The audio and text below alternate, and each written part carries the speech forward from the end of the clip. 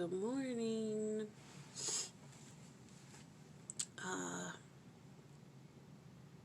Today is Alma Chapter 7, verses 1 through 9. So it's very, very short. And what's happening in this chapter is Alma goes to the people of Gideon and he begins to preach. And so these are his words. And in the first couple of verses, he's speaking about what's happened at Zarahemla, his preaching there, and then he's also talking about how the people of Gideon bring him joy because they're not as wicked as the people of Zarahemla. But then he starts to talk about the coming of Christ. So he's talking about how one thing is more important than everything else, and that is the coming of Christ. And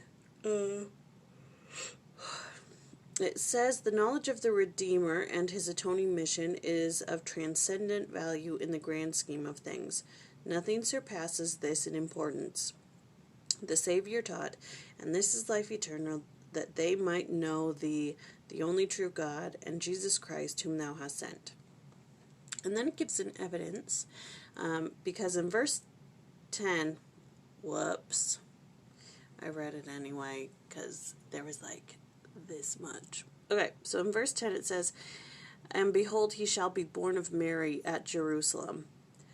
And it says that because it says he shall be born of Mary at Jerusalem, like a ton of people had issue with the Book of Mormon ever since it was published because it says at Jerusalem, because everybody knows he was born in Bethlehem. But according to discovery of ancient documents such as the Dead Sea Scrolls, it has become apparent that Bethlehem was anciently considered part of the land of Jerusalem. So, that's a little tidbit of knowledge for you that I didn't know. And that is all. I sometimes really wonder about the way that this person has split up the reading, because it was like 20 verses for the first 3 days and now it's 9 for the last 3. I don't know. It's like you could have split that up a little bit more. Anyways, that's all for today. Alright. Love ya. Talk to you later.